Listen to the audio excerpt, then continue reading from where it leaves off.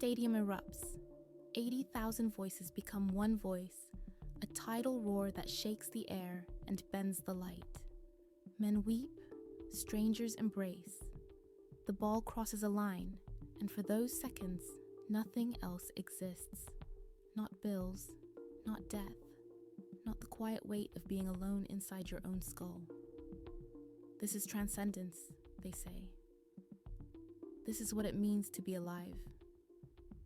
And you sit in your apartment, scrolling, half watching, feeling nothing, not contempt, not superiority, just a peculiar emptiness where the euphoria should be.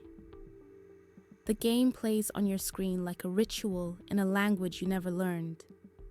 And you wonder, not for the first time, what is wrong with you? Why doesn't the goal move you? Why does the collective ecstasy feel like noise? Why do you stand outside the temple while everyone else kneels? Here's the truth they don't tell you. You're not broken. You're awake. Because what we call football fandom, this weekly pilgrimage to cathedrals of grass and light, is not really about football at all. It's about something older, deeper, more primal than any game. It's about the human need to dissolve into something larger than the self, to escape the terrible freedom of individual consciousness, to belong. And when you don't feel it, when you remain untouched by the collective fever, you're not missing something.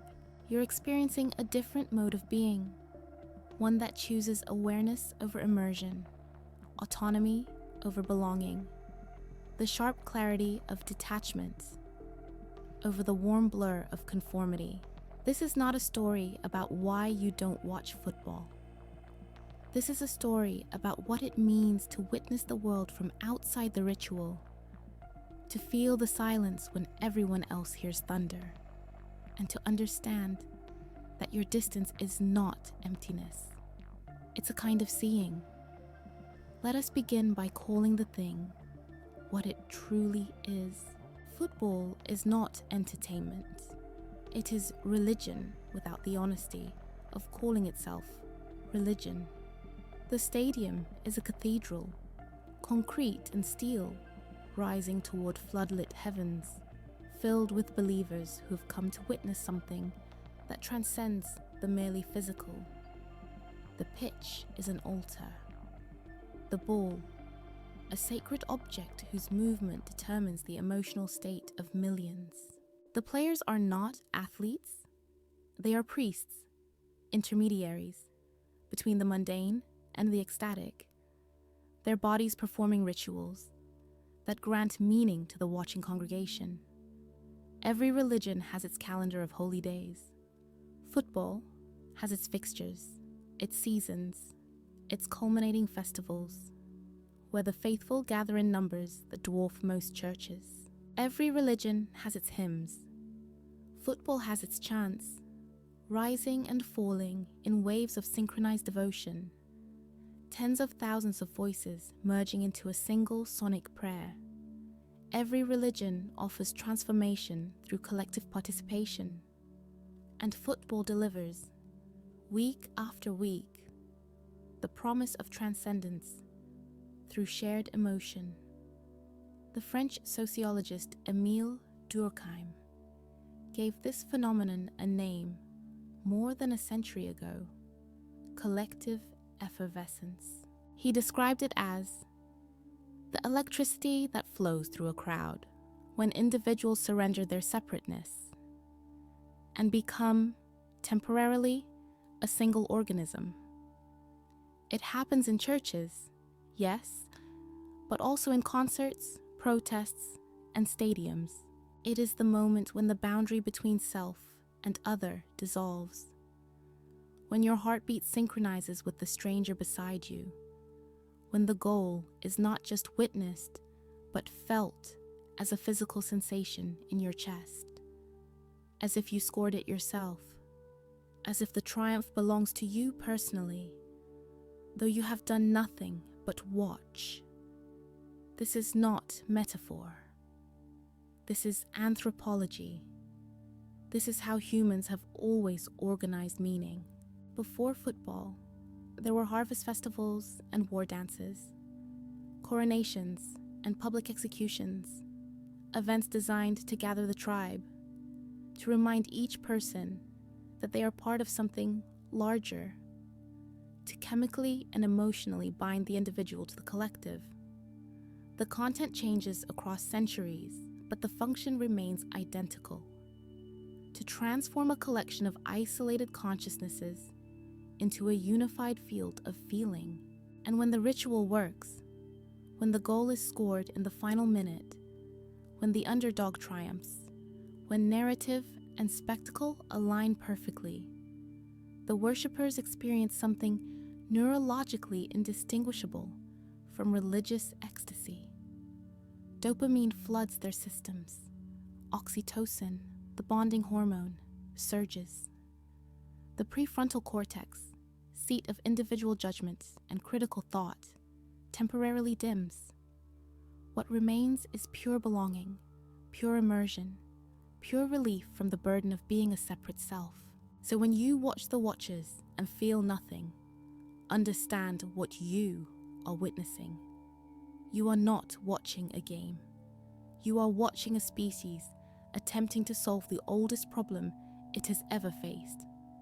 The problem of consciousness itself, of being trapped inside a single perspective, of carrying the weight of individuality. Football offers a solution, ancient and elegant: disappear into the crowd, dissolve into the ritual, trade the sharp edges of selfhood for the warm bath of collective identity.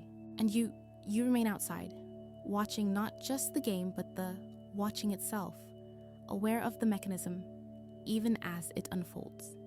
This is where the story truly begins. But why does it work for them and not for you?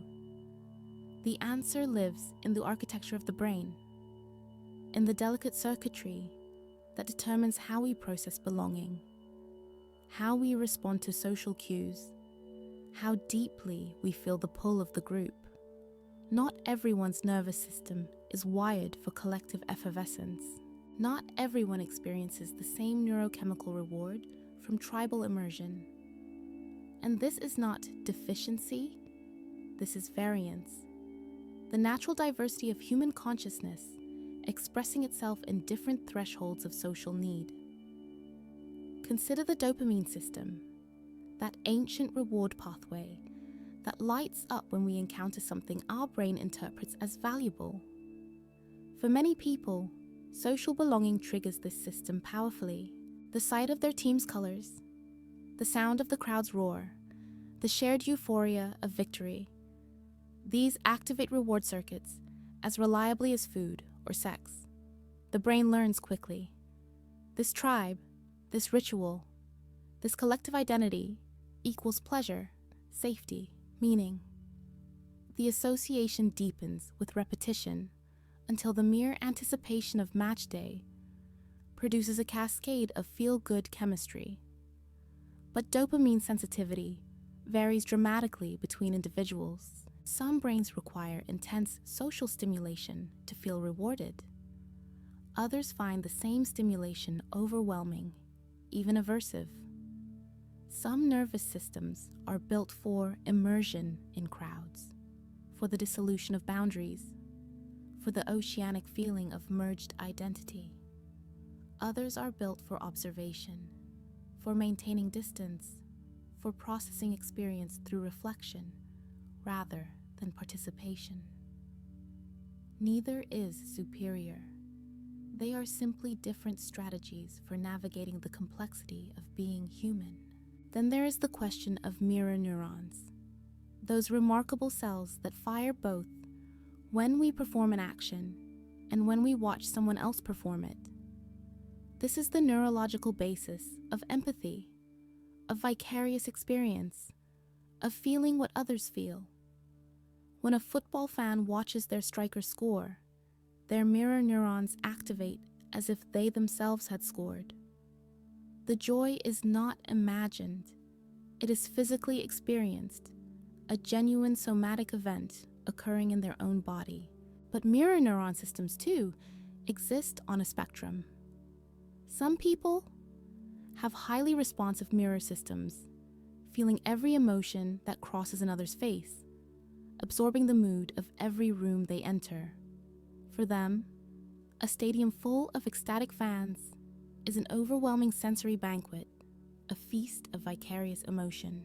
Others have quieter mirror systems. They observe emotion without necessarily embodying it. They witness joy without automatically feeling joyful. They maintain a degree of separation between self and other, even in moments of collective intensity.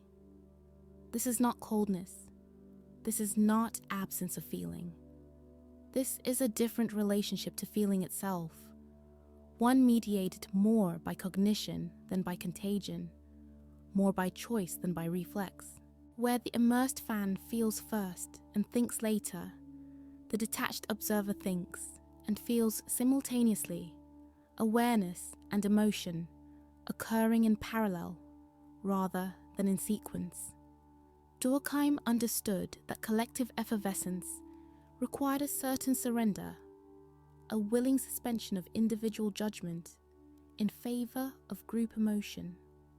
But he also understood that not everyone could make this surrender, that some minds remained stubbornly individual, even in the midst of collective frenzy. He called them anomic, outside the norm, unable to fully merge with the social body. He saw this as a form of suffering, a painful isolation from the tribe's warmth. But perhaps Durkheim was only half right. Perhaps what looks like inability is actually capacity. The capacity to maintain autonomy in the presence of intense social pressure, to keep thinking when everyone else has stopped thinking, to preserve the self, even when immersion is offered. Perhaps the brain that doesn't light up for football has simply allocated its dopamine elsewhere, reserved its mirror neurons for different stimuli, calibrated its reward systems toward different forms of meaning. The question is not why you don't feel what they feel. The question is what you feel instead, in that space where the collective euphoria should be, and whether that different feeling, that quiet, that distance, that persistent awareness might be its own form of richness, its own mode of being fully alive. There is a particular quality to the silence you inhabit while the world roars. It is not the silence of absence, but the silence of presence, a heightened awareness that arrives precisely because you are not swept up in the current.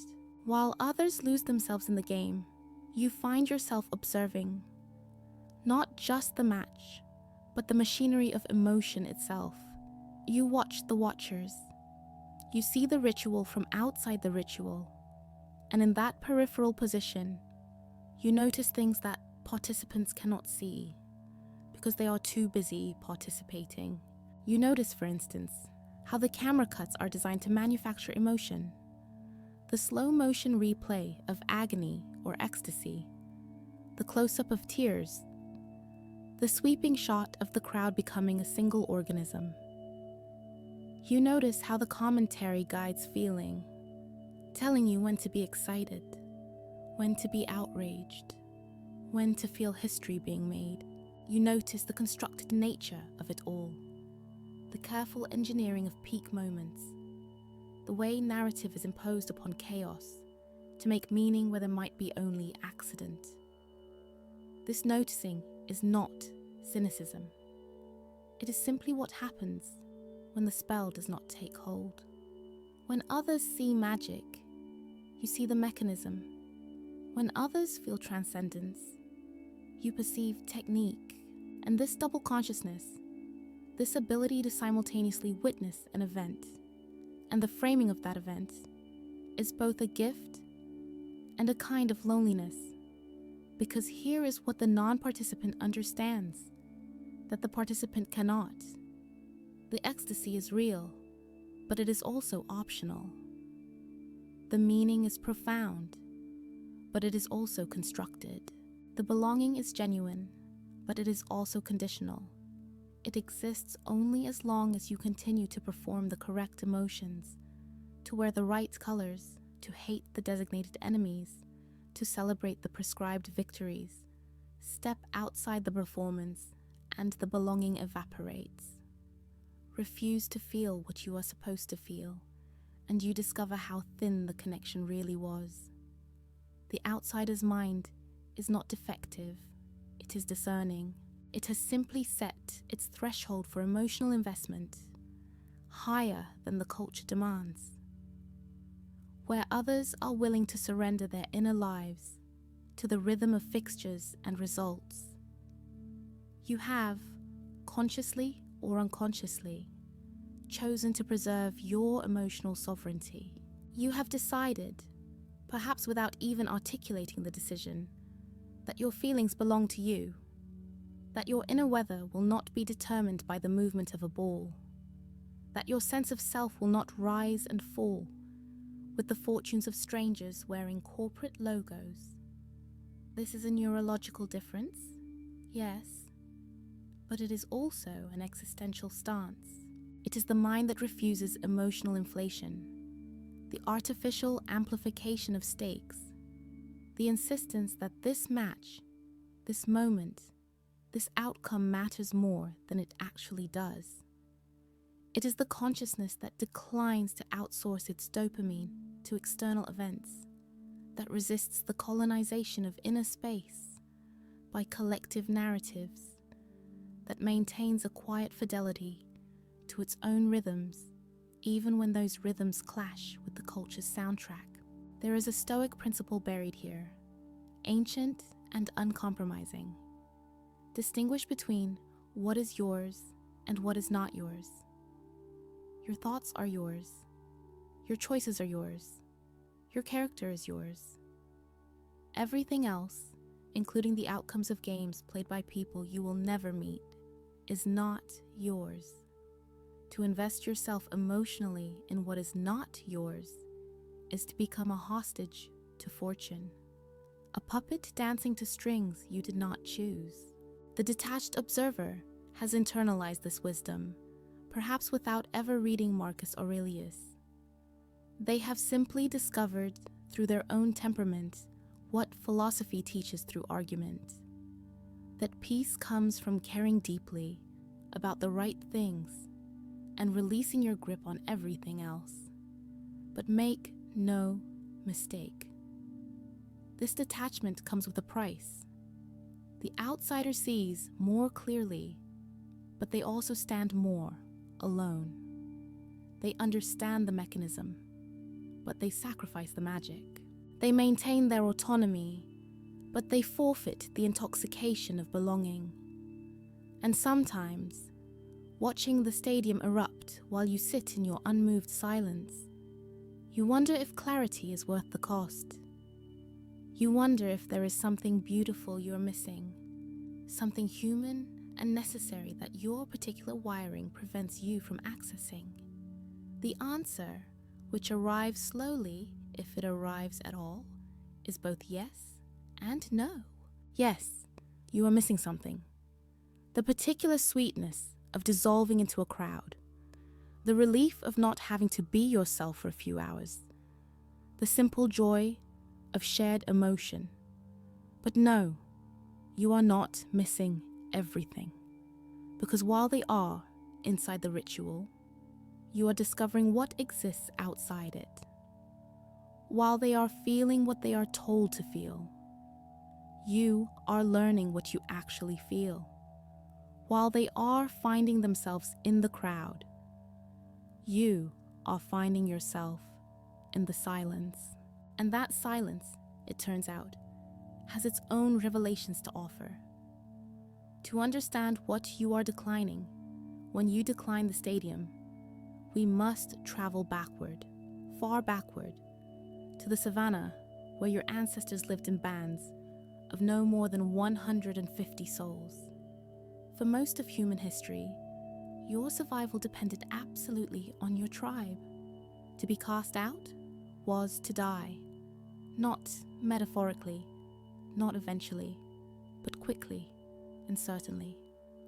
The lone human, separated from the group, became prey within days. And so evolution, that ruthless editor, carved into your brain a desperate need to belong, to conform, to read the room and mirror its emotions, to prove again and again that you were one of us and not one of them. The humans who felt this need most acutely were the ones who survived to pass on their genes. The humans who could take or leave the tribe's approval tended not to become anyone's ancestors. This is why exclusion hurts physically, why social rejection activates the same neural pathways as bodily pain, why loneliness produces inflammation markers identical to those caused by infection. Your body cannot tell the difference between being cut by a predator and being cut from the group. Both threats were once equivalently fatal. Both still trigger the ancient alarm systems that kept your ancestors alive. Football fandom is evolution discovering a loophole in modernity. The tribe is gone. Most of us will never know our neighbors' names, will never depend on our community for survival, will live and die in a sea of strangers.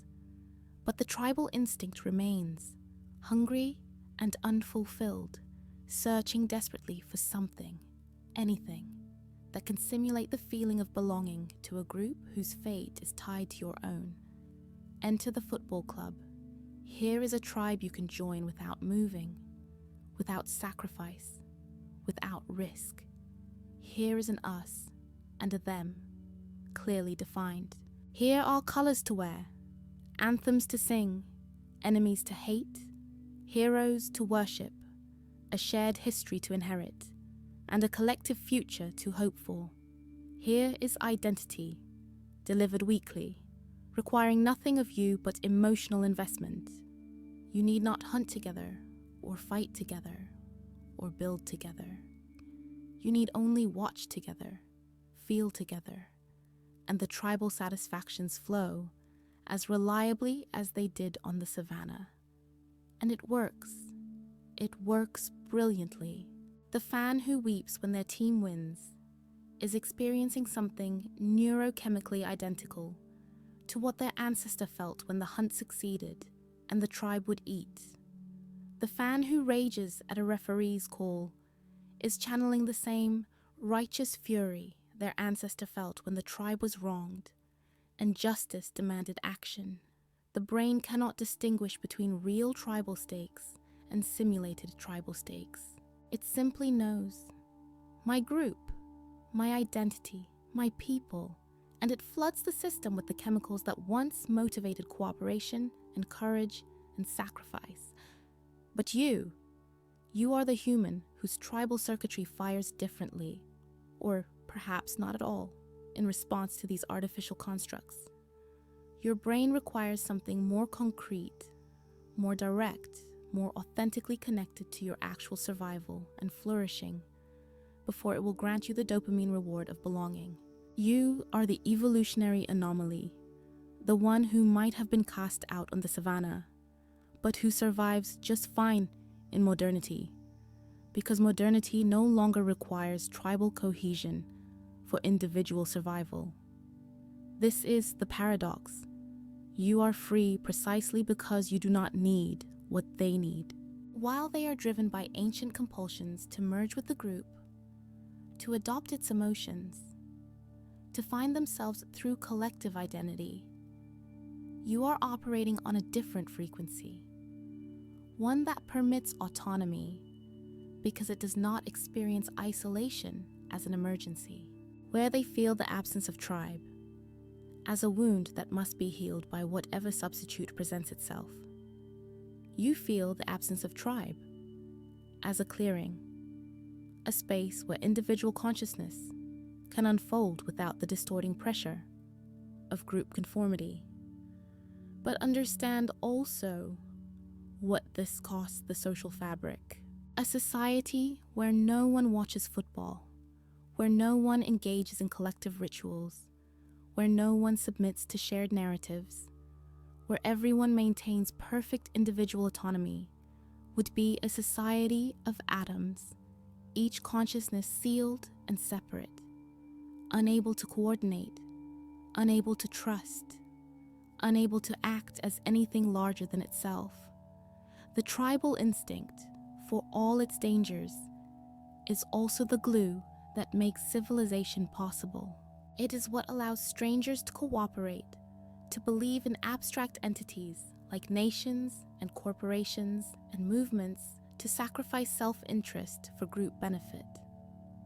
The football fan is not a fool. They are a human doing what humans have always done, finding ways to feel connected in a world that increasingly isolates. They are solving a real problem, even if the solution is imperfect, even if the tribe they join is ultimately a commercial fiction. Their need is genuine. Their emotion is authentic. The fact that you do not share it does not make it less valid. It only makes you different. And that difference, that ability to stand outside the tribal pull, to observe without participating, to maintain your separateness, even when unity is offered, is neither superior nor inferior to their immersion. It is simply another way of being human, another strategy for navigating the contradiction of being a social animal in an age that no longer requires social cohesion for survival. The question worth asking is not why they need it or why you don't. The question is what you do with the freedom their need provides you, what you build in the space where tribal belonging used to be, and whether the autonomy you preserve is used for something worthy of its cost. But let us be honest now. This was never really about football. Football is simply the most visible, the most socially acceptable, the most culturally endorsed version of a much larger phenomenon, the outsourcing of inner life to external stimuli, the filling of existential emptiness with increasingly intense forms of distraction, the substitution of manufactured peaks for the slower, quieter satisfactions that once sustained human meaning. You who do not watch football, look around at what you also do not do. You do not refresh social media every 3 minutes to see whose life appears more successful than yours. You do not binge-watch series designed to hijack your reward pathways with cliffhangers and dopamine cliffs. You do not participate in the outrage cycles that sweep through the culture like seasonal storms, demanding your emotional energy and giving nothing back but exhaustion. You do not chase every trending topic, every viral moment, every collective conversation that promises relevance if only you pay attention right now. What you are experiencing is not unique to football. It is a generalized resistance to what might be called emotional capitalism, the systematic exploitation of human feeling for profit, attention, and control. Every platform, every spectacle, every manufactured crisis is competing for the same scarce resource: your inner life, your capacity to care, your finite reservoir of emotional investment. And most people, whether they realize it or not, have been divided up and sold off, piece by piece, until their feelings are no longer their own, but simply reactions to stimuli carefully engineered by people who understand their neurology better than they do. The stadium is just the cathedral made visible, but the real religion of modernity is not football. It is distraction itself, the systematic prevention of stillness, the cultural taboo against sitting alone with your own thoughts for more than a few minutes. We have built a civilization that treats silence as a void to be filled, rather than a space to be inhabited, that mistakes stimulation for satisfaction, that confuses the frenetic consumption of content with the actual living of a life. And you standing outside the stadium, scrolling past the posts, declining the invitations to care about things designed to make you care, you are experiencing something that previous generations would have called acedia or ennui, but which might more accurately be described as dopamine exhaustion. You have been overstimulated into numbness. You have been offered so many counterfeit peaks that your system has learned to distrust peaks altogether. You have been promised transcendence so many times by so many vendors that the word itself has lost meaning. This is not depression, though it can feel similar. This is the natural response of a nervous system that has been pushed beyond its evolutionary design parameters. The human brain evolved to experience perhaps a dozen truly significant events in a lifetime. Births, deaths, marriages, battles, famines, migrations. It was built to find meaning in small, repeated rituals. The harvest, the hunt, the seasonal gathering, the daily work of survival. It was designed for a world where most days were similar, where excitement was rare and therefore precious, where the ordinary was not something to escape, but something to inhabit fully. Now, you are expected to have opinions about wars on 3 continents, to care about strangers' tragedies delivered hourly to your screen, to maintain passionate positions on political developments you cannot influence, to celebrate athletes you will never meet, to mourn celebrities whose deaths do not actually affect your life, to participate in 1,000 synthetic communities that demand your emotional labor but offer no genuine reciprocity. The amount of caring you are asked to perform in a single day exceeds what your ancestors performed in a year. And so the system breaks, not catastrophically, but quietly. You simply stop feeling what you're supposed to feel. The goal is scored, the scandal breaks, the tragedy unfolds, the controversy erupts, and inside you, nothing moves. Not because you are broken, but because you are full. Not because you lack empathy, but because your empathy has been strip-mined by a culture that treats human emotion as an infinite resource when it is, in fact, profoundly finite. The philosopher Byung-Chul Han calls this the burnout society, a world where the exploitation is no longer imposed from outside but internalized, where we have become our own slave drivers, demanding from ourselves a constant state of availability, productivity, and emotional engagement that no human nervous system can sustain. The football fan, seen through this lens, is not escaping into tribalism. They are collapsing into one of the few remaining spaces where emotional investment is still culturally approved, where you are allowed to care deeply and visibly without irony or embarrassment or the suspicion that you are being manipulated. And you, the non-participant, you are not superior to this system. You are simply its casualty in a different way. Where they have found a container for their tribal hunger, you have found no container at all. Where they have chosen one form of distraction and committed to it fully, you have refused all forms and been left with a void. Where they experience the brief relief of belonging, you experience the extended discomfort of detachment. But here is where the story could turn, because that void, that silence, that space where the stimulation used to be, it is not empty. It is simply unoccupied. And an unoccupied space is not a lack. It is a possibility. So what do you do with the silence?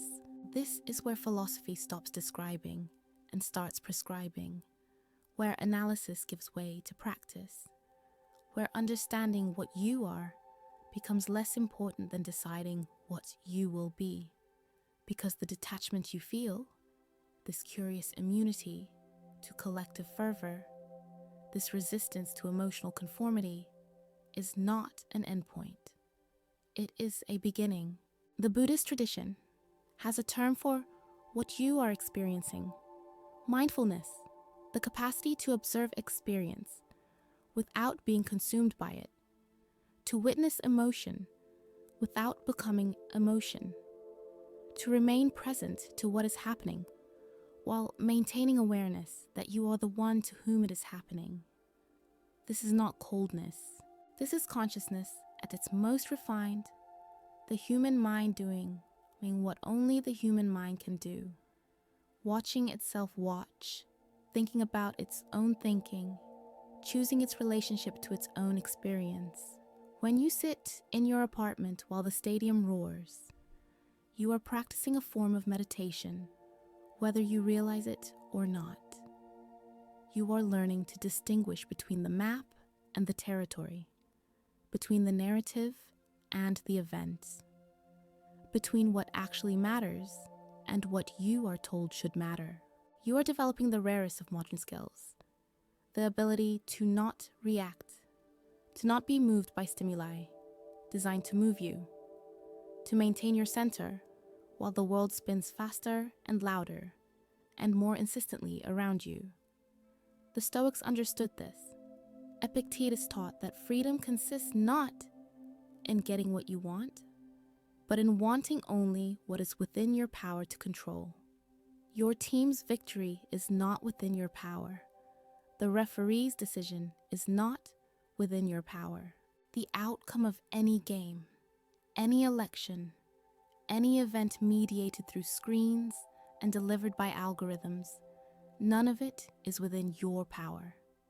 To invest yourself emotionally in these outcomes is to become a slave to fortune, to surrender your inner peace to forces that care nothing for you. The sage, the free person, the one who has achieved ataraxia, tranquility of mind, is the one who has learned to care only about what is truly theirs. Their judgments, their character, their response to circumstances rather than the circumstances themselves. This is what your detachment has been preparing you for, whether you knew it or not. You are learning to distinguish between genuine and synthetic emotion, between meaning that arises from your actual life and meaning that is imposed by cultural scripts. You are discovering that the void left by refusing cheap stimulation is not a lack but a clearing, a space where something more authentic, more durable, more truly yours can grow. But, and this is crucial, detachment is not the goal.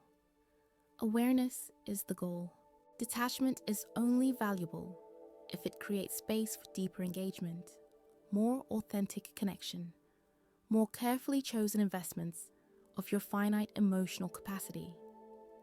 The person who watches nothing and feels nothing and cares about nothing has not achieved wisdom.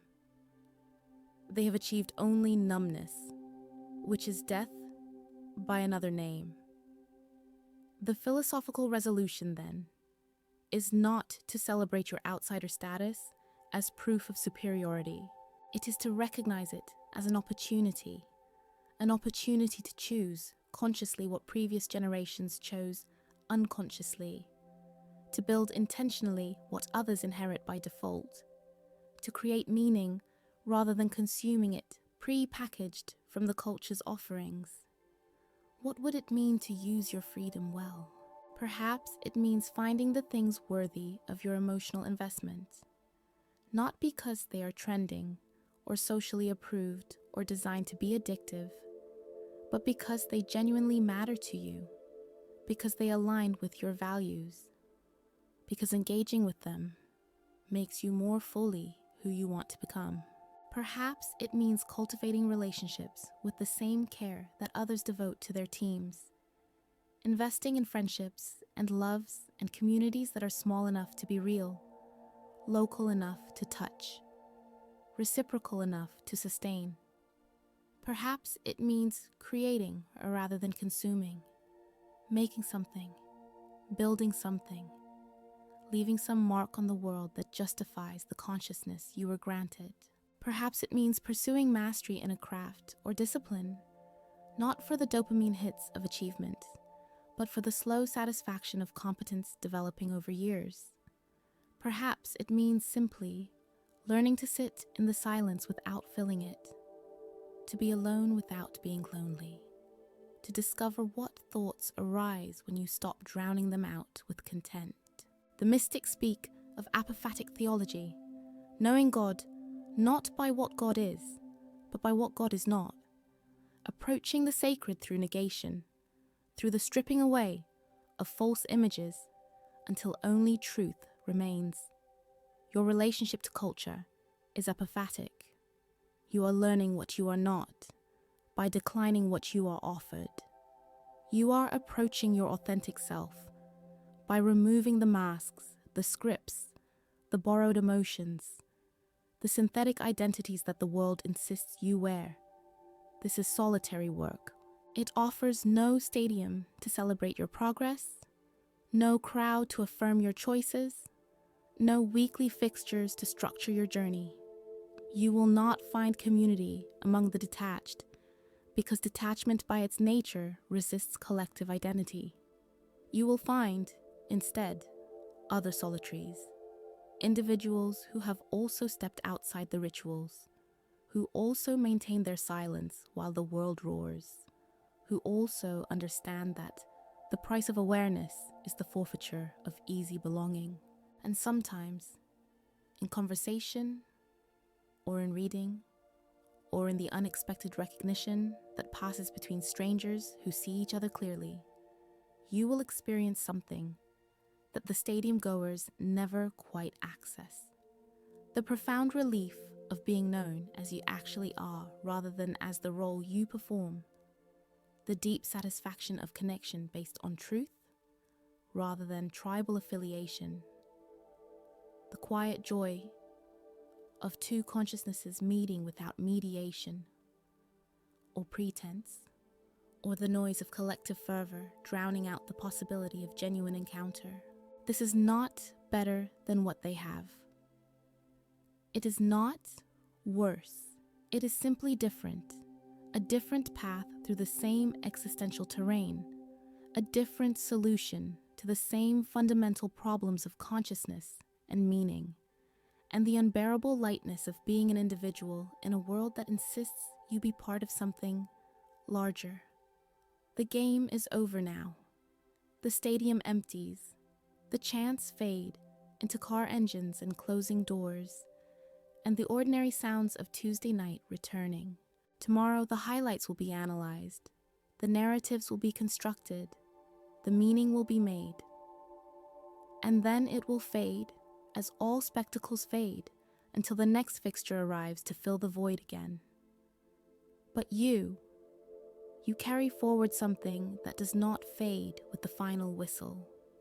You carry the awareness that you are not what you watch, not what you consume, not what you perform for the approval of tribes real or imagined. You carry the knowledge that your consciousness is yours, that your inner life belongs to you, that the silence you inhabit is not emptiness, but presence. This will not make you popular. It will not give you easy answers at parties when people ask what team you support. It will not provide the weekend rhythms that structure other people's lives, or the ready-made community that comes from wearing the right colors. It will give you something else instead. The terrible, beautiful freedom of having to decide for yourself what matters, what deserves your care, what is worthy of the brief light of consciousness you have been granted. Some nights, this will feel like exile. Other nights, it will feel like grace. Both are true. Both are necessary.